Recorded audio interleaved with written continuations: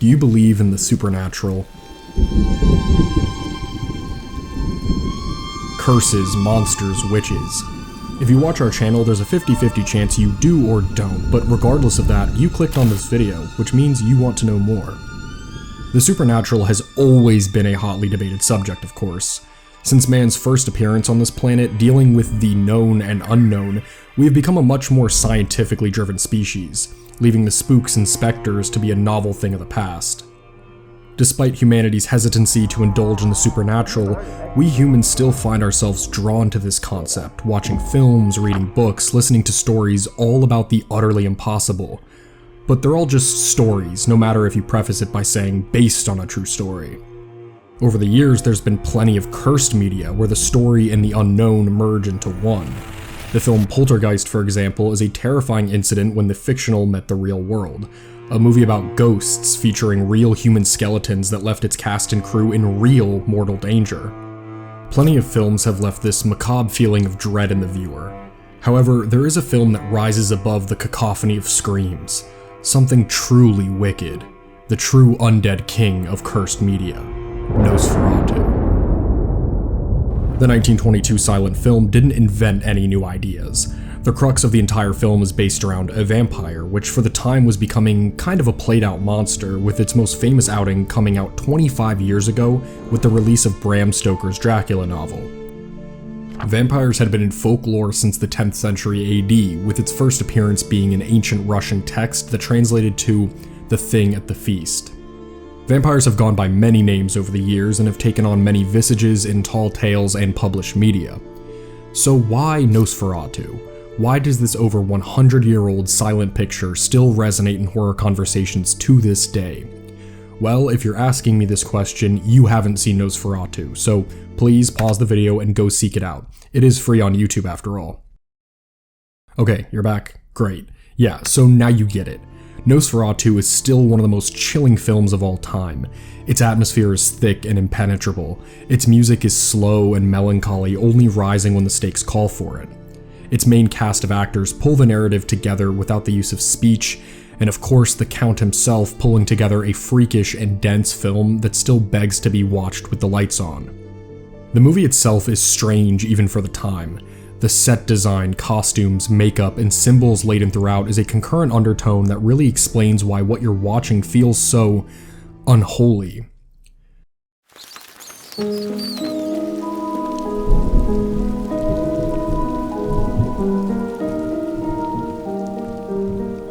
The film's origin begins with a man named Albin Grau.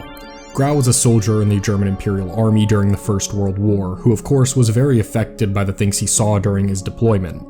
He later recounted the entire war as a cosmic vampire. While Grau served in the military in 1916, he had met a Serbian farmer who had claimed that his own father was a vampire that was killed via a stake through the heart. This story, of course, has never been really proven. It is possible Grau heard the story, but even that is shrouded in complete mystery. Whatever the case, Grau held this story in such high regard, it inspired him to create a film about a vampire. Grau had always had an interest in the occult, magic and mysticism that hid in the half-truths of our world. His fascination and participation in occult circles would give him an interesting outlook on the folktales of the vampire. Grau saw a golden opportunity to adapt Dracula to the silver screen. Unfortunately, his production company, Prana Films, did not have the rights to use Dracula in any capacity. Prana Films was created in 1921 by Grau and his business partner Enrico Diekman. The name Prana derives from the Hindu word meaning force of life, adding to Grau's open obsession with magic. Diekman was a businessman who had met Grau sometime in 1920 and had gotten to work on their film adaptation of Dracula. The two were instantly met with the dilemma of adapting something they had no access to at all, which is when screenwriter Henrik Galeen joined the film company. Galeen was instructed to create the screenplay and just change a few things around from the original novel to hopefully skirt past the Stoker's estate's copyright charges. The main changes being character names. Jonathan Harker was changed to Hutter, Renfield was changed to Knock, and Count Dracula was changed to Count Orlok. The title of the film is still a point of contention. The word Nosferatu to describe a vampire had never been uttered until the movie started production. It is believed the name itself originated from a butchered Romanian word Nesuferit, which also means insufferable. It also could derive from another Romanian word being Nosferat, meaning plague bringer. Both of these words sort of combine to create Nosferatu, and both words aptly describe the monster as an insufferable plague bringer. Piranha Films had all their pieces together and had an intricate screenplay ready for filming, which is when Grau met F.W. Murnau. Murnau was a high-profile German director involved in the German Expressionist movement. The German Expressionist art movement is integral to understanding the story of how Nosferatu came to be. Grau was an incredible visionary, but his influences were not only in the mystic world, but found aesthetics from the art movement that swept across Germany during the First World War. Germany was isolated during the First World War, and by 1916, the Kaiser outlawed any films to come from outside its borders, so filmmakers and artists developed a new dreary style that mirrored the horror of the era they had been living in. The German Expressionist style is identified by its use of surrealist imagery, twisted images, and Gothic inspirations. Murnau and Grau were widely influenced by this movement, just like plenty of other German visionaries during the early 1900s. Murnau loved the idea of committing Dracula to film, and he was signed on to direct the film. Galen had written a masterful screenplay that Murnau was able to follow pretty much perfectly, rewriting certain scenes to fit his expertise as a director. During the production, Grau took the task of creating promotion and art for the film, which has become iconic in its own right. The art direction was filled with twisted blacks and greens. In many of the posters, Orlok himself had little to no detail, only having a silhouette with bright, piercing white eyes. The promotional art for the film is one of the most intriguing pieces of history surrounding the production. These posters are some of my personal favorite art pieces of all time. They're uncomfortable to look at. They immediately fill me with a certain amount of dread. The lack of unidentifiable features intrigue and leaves you wanting more. But the best thing about art is its subjectivity. So if this is your first time seeing some of these paintings, please leave your first reaction and emotions to these in the comments below.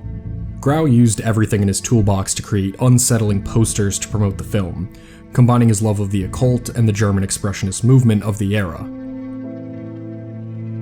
Nosferatu started filming in July of 1921. The film was lucky to have such a talented crew since the budget for the film was extremely low. The cameraman only had one camera, so the film itself only had one original negative. The production traveled all over Europe to get establishing shots for the film. Murnau had employed the use of shots that we take for granted today. A simple tracking shot 100 years ago was looked at with awe. These shots allowed Murnau to really develop an atmosphere to the film. The use of heavy shadows and low lights were also used to really give the vampire's castle an otherworldly feel. The castle is supposed to exist outside of space and time, and really feels that way. The architecture is unnerving by itself, and the creature that lives within it only adds to the horror. A major change to the story itself was Orlok's reliance on rodents to carry out his twisted plans.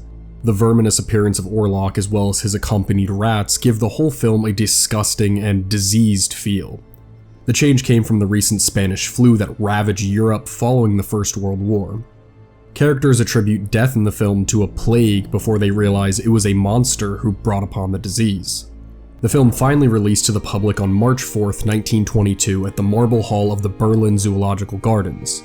Guests were encouraged to get into character and don 19th century clothing they would see in the film. This little tidbit really encapsulates the love the creators had for making the movie. Nosferatu was met with moderate success at the box office, not a crazy hit, but not a flop either. Critics and audiences did really enjoy the film, however it was deemed too horrific for some. The film grew largely from word of mouth. Its aesthetics and atmosphere carried a niche but still impressive audience.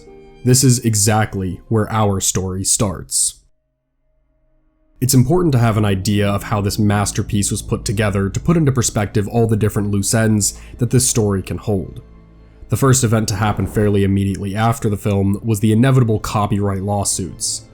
The film did not hide its inspiration at all, and the Stoker estate took notice. The film was immediately hit with a lawsuit from Bram Stoker's wife, Florence. Stoker wanted financial compensation for the obvious copyright infringement, and also wanted the film wiped from existence. In 1925, Stoker would get her wish. Nosferatu was banned in Germany, and all surviving copies were to be destroyed. Prana Films itself was to be dismantled as they paid money to the Stoker estate, and it was completely disbanded shortly after the lawsuit had gone through. The copies were completely destroyed, but fortunately some were able to smuggle some out of the country, mostly ending up in America or France. However, these copies were very few and far between, so the film was pretty much wiped off the face of the earth. It had only began to surface in the late 1960s and early 70s. Over the span of around 30 years, the film was completely lost, which only adds to its legendary status. During the film's lost era, rumors began to swim around in film conversations, one being something I had intentionally left out until now.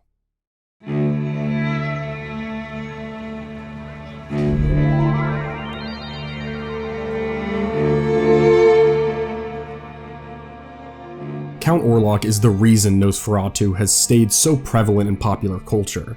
His design is so intriguing as a vampire. Dracula was a well-dressed noble, folklore vampires were monsters, and Orlok is a great mix between the two. There is no mistaking Orlok for a human being, but he also is not a mindless monster. The design harnesses that almost human feel vampires often radiate. He has the shape of a man, but the protruding nose of a rat, wispy hair, large bat-like ears, long gangly fingers, and rat-like teeth. It was an interesting design choice to make him look like a rodent, and it's these features that still make the design look unique even 100 years later. We can thank Grau for the everlasting design of the character, but the actor that portrayed the undead Count still deserves equal credit for bringing such an inhuman monster to life. There is an uncomfortable theory that has been floating around on the internet about Orlok's design. There was recently a push to describe this movie as a whole as anti-Semitic, with Orlok having a pronounced nose and features that are stereotypically attributed in anti-Semitic depictions of Jewish people.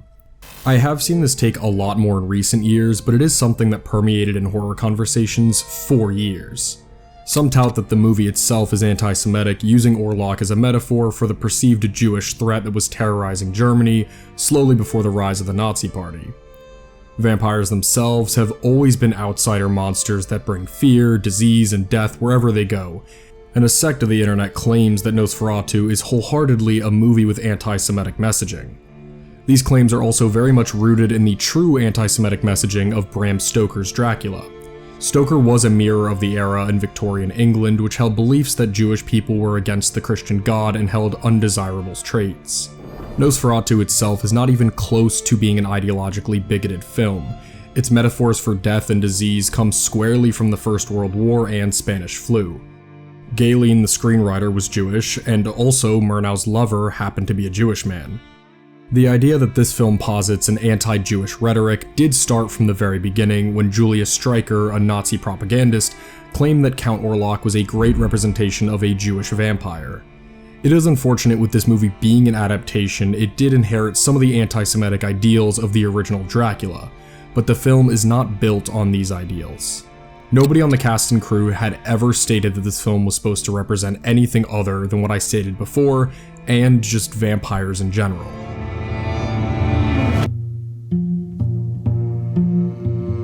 Max Schreck is the man behind the makeup of Count Orlok, and he remains one of the biggest mysteries of the entire production. Born Friedrich Gustav Maximilian Schreck in Berlin, Germany, he was immediately infatuated with acting. Schreck would join performers and act in a multitude of stage plays before he was approached by Murnau to star in Nosferatu. Schreck had been the perfect casting for Orlok. Most silent film stars had been stage actors, and the nuance they were able to bring to the table with only their body language was astounding. Grau's design and makeup fit Schreck perfectly. It's almost impossible to fathom there's even a man underneath. That's where the rumors began. The rumors that Schreck wasn't just a good actor, but that he was also a true-to-life vampire. People noted that his physicality could only be achieved by a real undead monster. While on set, Schreck would often method act even when not on camera or in the makeup to stay in character and keep his mind inside the body of a real vampire. One of Schreck's peers noted that his strange sense of humor, reclusive behavior, and knack for playing strange and monstrous characters made everyone question who he really was. His peer noted that he lived in a remote and incorporeal world. He also noted his habit of going through walks alone in the forest. Looking at all this information and deciding on the culprit behind his actions is the fact that he is a real vampire is really silly, of course. Schreck was genuinely just a solitary guy who took acting very seriously. It was a different time. Grau himself was into the mystical world, so it's not completely insane to think people really wouldn't have been too stunned and believed that Schreck was a real vampire. The rumors continue to this day with help from the film Shadow of the Vampire. Released in 2000, this film is a fictional documentary about the making of Nosferatu, where Orlok himself is a real vampire. It's a really fun movie, and it's got Willem Dafoe portraying the undead Count, so I definitely recommend it. The film never tries to convince you that it's based on a true story, but between the rumors from the original film's release and the movie only adding to it, it makes you see how this wild theory has lasted all these years.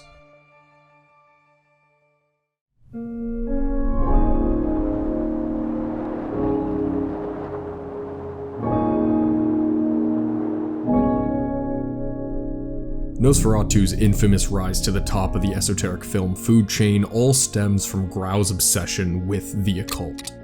The infatuation with the otherworldly is oozing throughout this entire film. I touched on some of the themes and influences throughout, but it's something that runs much deeper than just a love for mysticism. As I mentioned before, Grau had been in and out of occult circles his entire life. I was unfortunately unable to find any details about his practices or groups he participated in prior to the filming of Nosferatu. Grau's mystic past is completely hidden behind the veil of history. Grau was not the only man swept up in this mystic wave. It was a much more commonplace practice during the First World War throughout Europe. Similar to the German Expressionism in art at the time, occult practices soared throughout the country and entire continent with an emphasis in theosophy and anthroposophy. These practices focused on an understanding of spiritual enlightenment and the true nature of our universe. The mindset of Europeans during a truly horrific war allowed a much more open-minded idea of the inner workings of humanity's purpose in the larger cosmos. The most clear usage of occultist imagery is used in the scenes where Orlok shows Hutter a piece of paper with real occultist symbols on it. I tried to find some kind of translation for these, and most answers I found were that the symbols are Enochian, which is called the language of the angels, and was founded in the mid-1600s. I was unable to find a translation that most could agree on, and I even attempted to translate them myself, but I was unfortunately unable.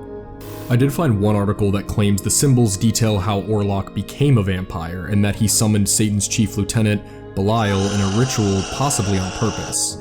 It definitely would not surprise me if that were the case, but the evidence is really slim for this interpretation. Personally, Orlok does not need an origin story. It is safe to assume he essentially has the same backstory as Dracula, since they are pretty much the same character other than their name and physical appearance. I do like this hellishly imbued take on Orlok, not that Dracula is not connected to those powers, I mean even Death himself takes orders from Dracula. Grau's distinct ties to any occult group are difficult to nail down. We know he was in some kind of occult society prior to the filming of Nosferatu and after the film released. Grau attended the Vita Conference in 1925. The Vita Conference, from what I can find, was a major occult gathering in Vita, Germany in 1925. The conference itself was to question probably the most famous occultist in modern history, Aleister Crowley. Crowley claimed to be the outer head of the Ordo Templi Orientis, a massive occult group that still exists to this day. Plenty of high-ranking members disagreed with Crowley as their leader, including Grau himself. The conference is not very well documented, and I found conflicting reports of what exactly happened. The truth we know was that Crowley was not popular with a good chunk of the occult world, and the conference influenced a schism, those who would not join Crowley and those who would. Grau himself would not. Those who joined Crowley formed the Fraternitas Saturni, or the Brotherhood of Saturn. The main reason I bring this up is because of more conflicting accounts. When I began researching this, I did manage to see a lot of people assume Grau was a part of the Brotherhood of Saturn, but upon closer inspection, it seems he wasn't. A lot of evidence moves to suggest he was around the Brotherhood but was not an official member, and with his stance on Crowley, I found it safe to assume he absolutely had nothing to do with them. When it comes to these occult groups with very little information, it does become hard to nail down the absolute facts. The facts we know for sure was that Albin Grau absolutely was in occult circles. What groups he was a member of are uncertain. Grau disagreed with Crowley at the Vita conference is also a definite fact. Every source points to that being the case.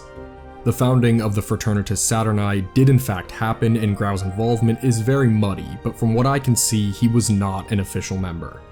I am of course not an expert on occult dealings in early 20th century Europe. I did manage to find a lot of information, but if there is something I missed or misinterpreted, please let me know in the comments.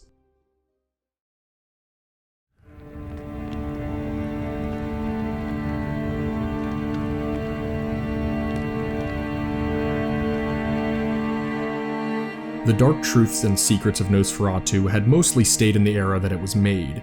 Due to his ties with occult groups, Grau was threatened by the Nazis in 1936 and moved to Switzerland before returning to Germany shortly after the war.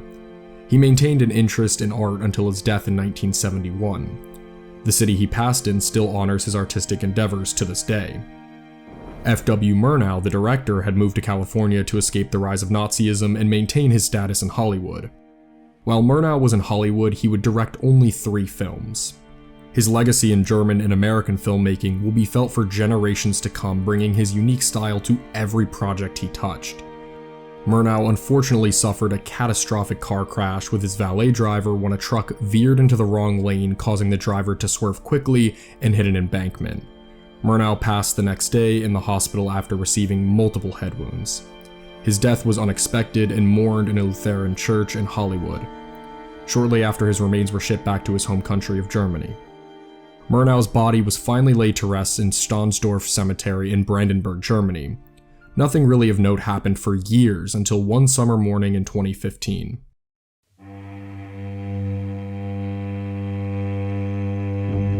Olaf Iheflet was the caretaker of the Stahnsdorf Cemetery.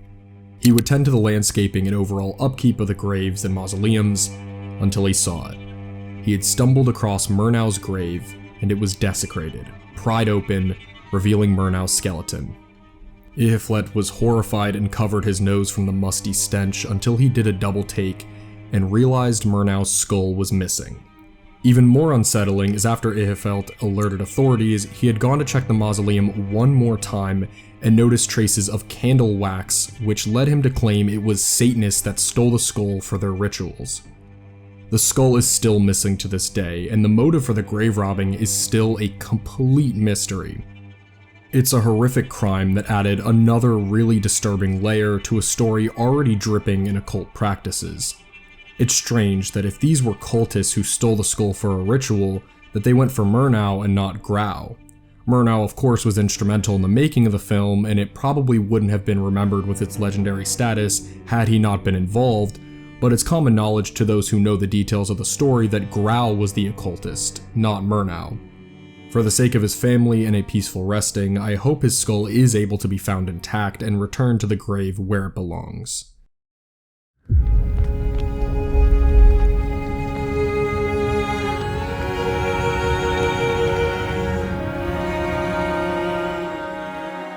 Nosferatu has an enduring legacy, whether it's the movie itself, the occult practices behind it, the art direction, its themes, or its real-life influences. It's hard to find something not to be intrigued by. It's no secret that Robert Eggers is releasing his own interpretation of Nosferatu tomorrow. The film has been inspiring artists and filmmakers for over 100 years. A film that should have been lost, against all odds, found its cult-like fanbase that reveres it as a diamond in the century of horror that has come in its wake. Similar to Eggers stating that his dream was to remake Nosferatu, we too have been wanting to make a video on the Verminous Count for years. We actually still have the original draft for a video all about Max Schreck's. It was never brought to life due to its lack of information, but just like Orlok, the video rose from the dead and we were finally able to discuss this masterpiece.